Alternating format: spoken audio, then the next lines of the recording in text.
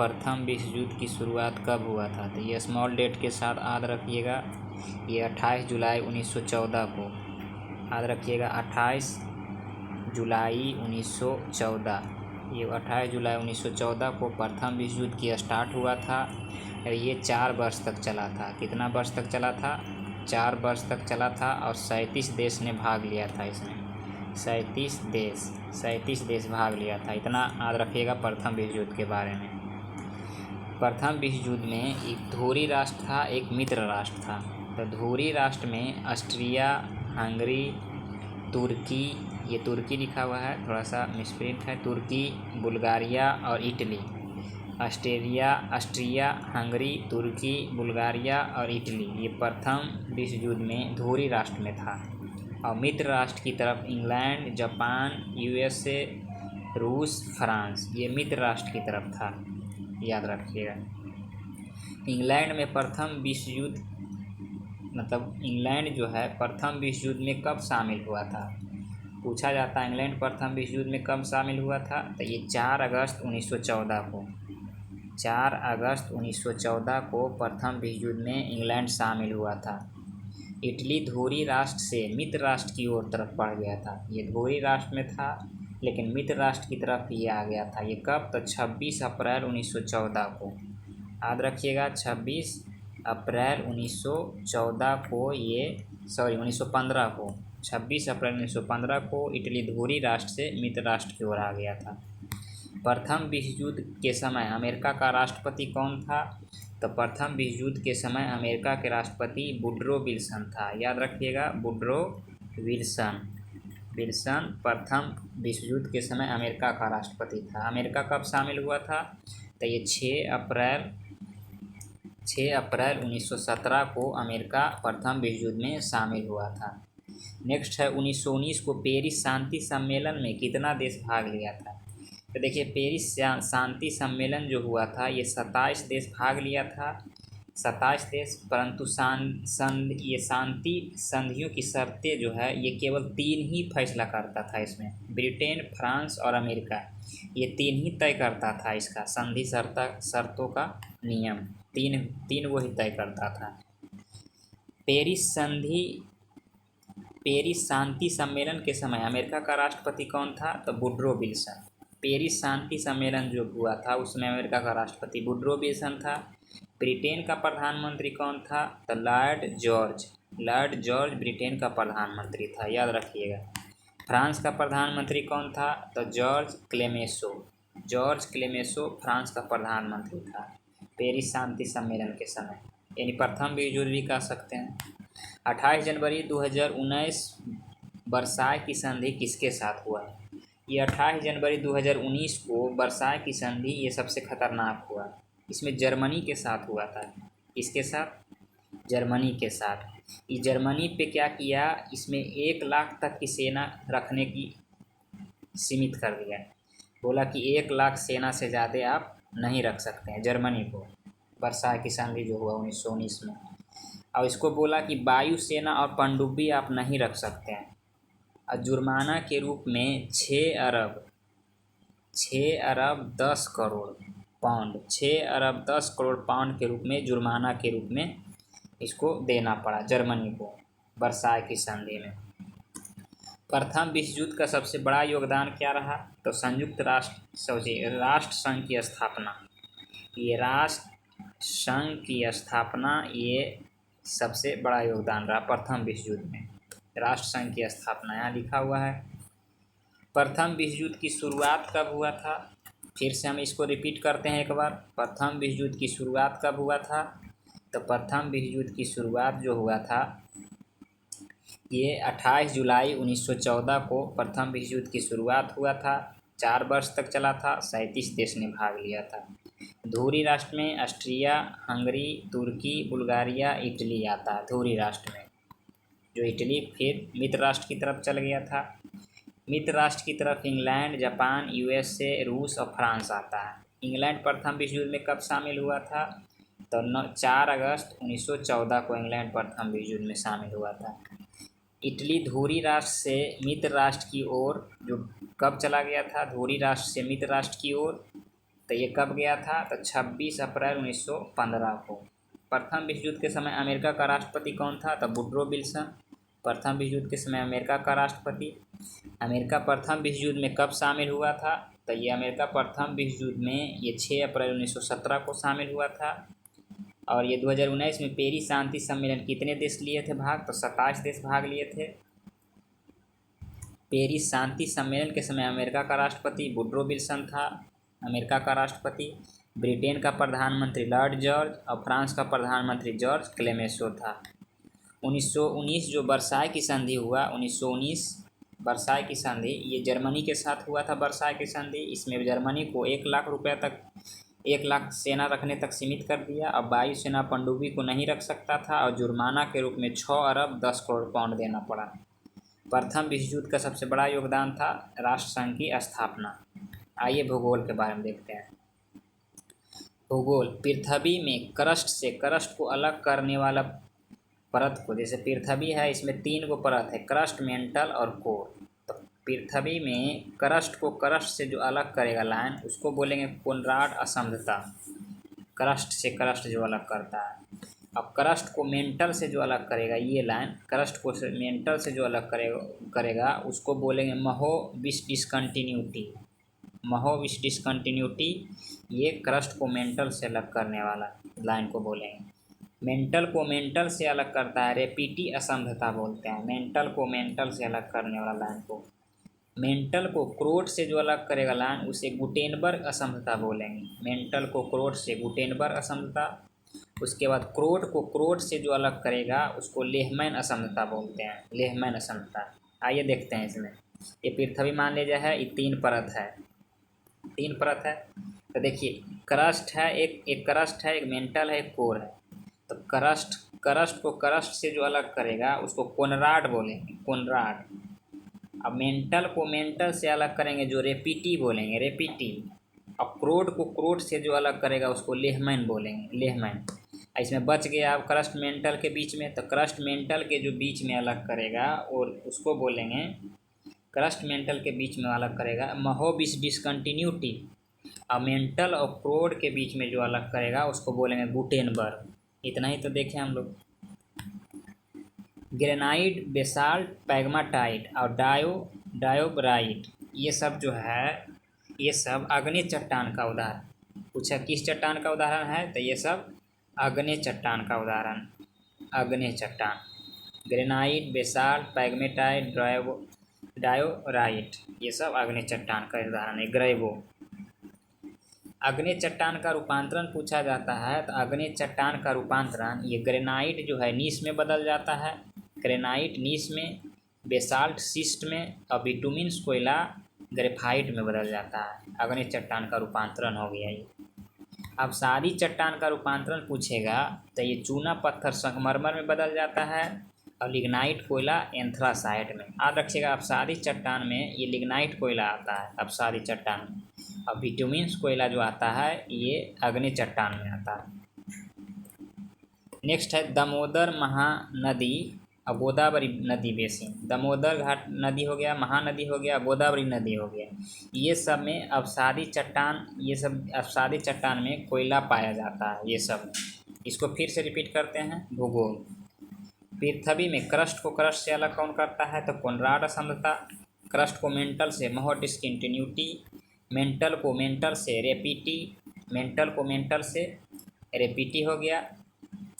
और ये मेंटल को क्रोट से गुटेनबर्ग हो गया। और क्रोट को क्रोट से अलग करता है कौन? लेहमैन हो गया। आगे है ग्रेनाइट, बेसाल्ट, पैग्मेटाइट, डायोराइट, ग्रेवो, ये किस चट्टान का उदाहरण है? तो अग्नि चट्टान का उदाहरण है। अग्नि चट्टान का रूपांतरण पूछेगा तो ग्रेनाइट को नीस में, बेसाल्ट को सिस्ट में, बिटुमिन कोयला को ग्रेफाइट में। बिटुमिन कोयला अग्नि चट्टान हो गया और लिग्नाइट कोयला अवसादी चट्टान हो गया, लिग्नाइट कोयला। यहाँ पे हम लोग देखेंगे अवसादी चट्टान का रूपांतरण तो चूना पत्थर संगमरमर में और लिग्नाइट कोयला एंथ्रासाइट कोयला में बदल जाएगा।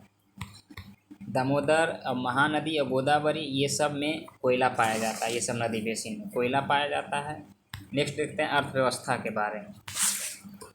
तो अर्थव्यवस्था में यहाँ देखिए लकड़बग्घा समिति, सुरेश तेंदुलकर समिति और सी रंगराजन समिति, ये तीनों समितियाँ किससे संबंधित है? तो ये गरीबी से है, याद रखिएगा। लकड़बग्घा समिति, सुरेश तेंदुलकर समिति, सी रंगराजन समिति गरीबी से संबंधित है। काम के बदले अनाज कार्यक्रम कब प्रारंभ हुआ था? काम के बदले अनाज कार्यक्रम हो या अन्नपूर्णा योजना हो, ये देखिए, काम के बदले अनाज कार्यक्रम जो प्रारंभ हुआ 1977-78 में प्रारंभ हुआ। और अन्नपूर्णा योजना ये 2000 ईस्वी में प्रारंभ हुआ। अन्नपूर्णा योजना पूछता, नरेगा, एक है नरेगा, एक है मनरेगा। तो नरेगा जो चला था ये 2 फरवरी 2006 को चला था नरेगा, और ये 2 अक्टूबर 2009 को ये मनरेगा हो गया। 2006 को नरेगा था, 2009 में मनरेगा हो गया, 2 अक्टूबर 2009 को। नेक्स्ट है प्रधानमंत्री सुरक्षा बीमा योजना की शुरुआत कब हुआ? तो प्रधानमंत्री सुरक्षा बीमा योजना, अटल पेंशन योजना, प्रधानमंत्री जीवन ज्योति योजना, ये तीनों योजना जो है ये 9 मई 2015 को 9 मई 2015 को प्रधानमंत्री सुरक्षा बीमा योजना, अटल पेंशन योजना, प्रधानमंत्री जीवन ज्योति योजना, ये तीनों योजना चला, याद रखिएगा। फिर से रिपीट करते हैं। अर्थव्यवस्था जो है ये अर्थव्यवस्था, इसमें लकड़बग्घा समिति, सुरेश तेंदुलकर समिति, सी रंगराजन समिति, तीनों जो गरीबी रेखा से संबंधित है, गरीबी रेखा का आकलन करता है। काम के बदले अनाज, काम के बदले अनाज 1977-78 में, अन्नपूर्णा योजना 2000 में, नरेगा आया था 2 फरवरी 2006 और मनरेगा हो गया 2 अक्टूबर 2009। उसके बाद है प्रधानमंत्री सुरक्षा बीमा योजना, अटल पेंशन योजना और प्रधानमंत्री जीवन ज्योति योजना, ये तीनों चला था 9 मई 2015 को। नेक्स्ट देखते हैं, अब पॉलिटी है। पॉलिटी में यहाँ देखिए आज इम्पोर्टेंट है कि अंतरिम मंत्रिमंडल जब 1946 में था, अंतरिम मंत्रिमंडल था, तो उसमें कौन कौन क्या चीज़ थे ये देखना है। और उसके बाद स्वतंत्रता के बाद कौन कौन थे? तो उद्योग मंत्री कौन थे? जॉन मथाई, यही स्वतंत्रता के बाद रेल मंत्री हो जाएंगे। शिक्षा मंत्री कौन थे? राजगोपालाचारी। शिक्षा के बाद शिक्षा मंत्री राजगोपालाचारी थे, और ये शिक्षा मंत्री स्वतंत्रता में के बाद हो जाएंगे अब्दुल कलाम आज़ाद। कार्य एवं खनन मंत्री CH भाभा। रेल मंत्री असफ अली, जो कि रेल मंत्री असफ अली थे अंतरिम मंत्रिमंडल में, और ये स्वतंत्रता के बाद हो जाएंगे जॉन मथाई। वित्त मंत्री लियाकत अली थे। वाणिज्य मंत्री II चुनिंदरगार। संचार मंत्री अब्दुल रब नस्तार। विधि मंत्री जोगेंद्र नाथ मंडल और स्वास्थ्य मंत्री गजनफर अली। ये जो है ये अंतरिम मंत्रिमंडल 1946 में गठन हुआ था, उस समय थे। अब स्वतंत्र भारत का मंत्रिमंडल 1939 में गठन हुआ, तो उसमें देखिए चेंज हो गया। उद्योग और आपूर्ति मंत्री हो गया श्यामा प्रसाद मुखर्जी, जो कि जॉन मथाई था। शिक्षा मंत्री अब्दुल कलाम आज़ाद हो गए, जो राजगोपालाचारी थे। कार्य खनन मंत्री BN गौडगिल हो गए, कार्य खनन मंत्री। रेल मंत्री जॉन मथाई हो गए, वहाँ असफ अली थे। वित्त मंत्री सन्मुखम सेठी हो गए, जो लियाकत अली थे। वाणिज्य मंत्री GH भाभा हो गए, वाणिज्य मंत्री। और संचार मंत्री कौन थे? तो रफ़ी अहमद किदवई हो गए, लेकिन वहाँ थे अब्दुल रब नस्तार। विधि मंत्री यहाँ डॉक्टर भीमराव अंबेडकर हो गए, जहाँ जोगेंद्र नाथ मंडल थे। और स्वास्थ्य मंत्री राजकुमारी अमृता कौर हो गई, जो गजनफर अली खां पहले था। संविधान निर्माण में 2 वर्ष 11 महीना 18 दिन लगा, 114 दिन बहस चला था। 63,96,729 रुपया खर्च हुआ था। और 26 नवंबर 1949 में ये 15 अनुच्छेद को लागू कर दिया गया था, और बाकी अनुच्छेद को 26 जनवरी 1950 में लागू किया गया था। पूछा जाता है कि 26 जनवरी 1949 में कौन कौन अनुच्छेद लागू हुआ था? तो 5, 6, 7, 8, 9 तक, उसके बाद 60, उसके बाद 324, उसके बाद 366, 67, उसके बाद 379, 80, 88, उसके बाद 391, 92, 93, इतना अनुच्छेद लागू कर दिया गया था। शेष को 26 जनवरी 1950 को। पूछा जाता है राष्ट्रीय ध्वज को कब अपनाया गया? तो 22 जुलाई 1947 को राष्ट्रीय ध्वज को अपनाया गया। राष्ट्रीय गान को कब अपनाया गया? तो 24 जनवरी 1950 को राष्ट्रीय गान को अपनाया गया। राष्ट्रीय गीत को कब अपनाया गया? तो 26 जनवरी 1950 को राष्ट्रीय गीत अपनाया गया। चलिए फिर से रिपीट करते हैं। आंतरिक मंत्रिमंडल 1946 में कौन कौन मंत्री थे? तो उद्योग एवं आपूर्ति मंत्री जॉन मथाई, शिक्षा मंत्री सीराज गोपालाचारी, कार्य खनन मंत्री CH भाभा, रेल मंत्री असफ अली, वित्त मंत्री लियाकत अली, वाणिज्य मंत्री II चुनिंदगर, संचार मंत्री अब्दुल रब नस्तार, विधि मंत्री जोगेंद्र नाथ मंडल, स्वास्थ्य मंत्री गजनफर अली। ओकर बाद हो गया स्वतंत्र भारत का मंत्रिमंडल में उद्योग एवं आपूर्ति मंत्री श्यामा प्रसाद मुखर्जी, शिक्षा मंत्री मौलाना अबुल कलाम आज़ाद, कार्य एवं खनन मंत्री BN गौडगिल, रेल मंत्री जॉन मथाई, वित्त मंत्री RK शनमुखम सेठी, वाणिज्य मंत्री HG भाभा, और उसके बाद संचार मंत्री रफ़ी अहमद किदवई, विधि मंत्री डॉक्टर भीमराव अम्बेडकर, स्वास्थ्य मंत्री राजकुमारी अमृता कौर। संविधान निर्माण में 2 वर्ष 11 महीना 18 दिन 114 दिन बहस चला, 63,96,729 रुपये खर्च हुआ और 26 नवंबर 1949 को 15 अनुच्छेद लागू कर दिया गया। शेष 26 जनवरी 1950 को। राष्ट्रीय ध्वज को 26 जुलाई 1947 में अपनाया गया, राष्ट्रीय गान को 24 जनवरी 1950 को और राष्ट्रीय गीत 26 जनवरी 1950 को अपनाया गया। आते हैं फिजिक्स। अब हम लोग फिजिक्स देखते हैं। तो प्रत्यास्था का यंग मापांक बराबर क्या होता है? तो प्रतिबल बटा विकृति प्रत्यास्था का यंग मापांक होता है। प्रतिबल बटा विकृति। इसका SI मात्रक पूछेगा तो न्यूटन पर मीटर स्क्वायर SI मात्रक होता है प्रत्यास्था का। अनुदैर्घ्य तरंगों का ध्रुवन नहीं किया जा सकता, याद रखिएगा, अनुदैर्घ्य को ध्रुवन नहीं किया जा सकता। यानी पूछेगा ध्वनि का ध्रुवन होता है, तो ध्वनि का ध्रुवन नहीं किया जा सकता, ध्रुवन नहीं किया जा सकता। विद्युत चुंबकीय तरंग या आंतरिक तरंग। तो विद्युत चुंबकीय तरंग आयांतरिक तरंग, इसके बारे में जानते हैं। विद्युत चुंबकीय आयांतरिक तरंग उदासीन होता है, यह प्रकाश के वेग के बराबर गमन करता है, यह अनुप्रस्थ होता है, या इसकी अवधारणा जो दिया था विद्युत चुंबकीय या आयांतरिक तरंग, इसकी अवधारणा मैक्सवेल ने दिया था। 3-4 वो विविध है। प्रथम एशियाई खेल का आयोजन कहाँ हुआ था? तो प्रथम एशियाई खेल का आयोजन जो हुआ था ये दिल्ली में हुआ था। 1951 में प्रथम एशियाई खेल का आयोजन हुआ था। देश में पहली बार दूरदर्शन में रंगीन कार्यक्रम का प्रसारण कब हुआ? तो ये 1982 में हुआ, पहली बार रंगीन कार्यक्रम का प्रसारण। भारत में प्रथम महिला रोजगार कार्यालय कहाँ? तो जयपुर में। भारत में सबसे लंबा सड़क पुल पूछेगा तो यह है भूपेंद्र हजारिका पुल, याद रखिएगा, भूपेंद्र हजारिका पुल ये है सबसे लंबा सड़क पुल कहेगा तो सबसे लंबा भूपेंद्र हजारिका पुल, जो 9.15 किलोमीटर लंबा है, 9.15 किलोमीटर लंबा है।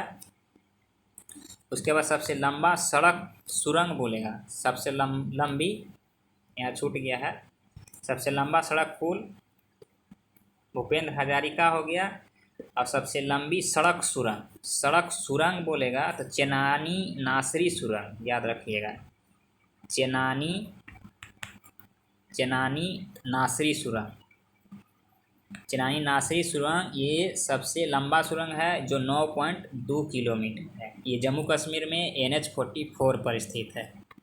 सबसे लंबी रेलवे सुरंग बोलेगा तो पीरपांजल सुरंग, रेलवे वाला बोलेगा तो पीरपांजल, याद रखिएगा, पीरपांजल सुरंग सबसे लंबी रेलवे सुरंग है, जो 11.2 किलोमीटर लंबा है, ये भी जम्मू कश्मीर में।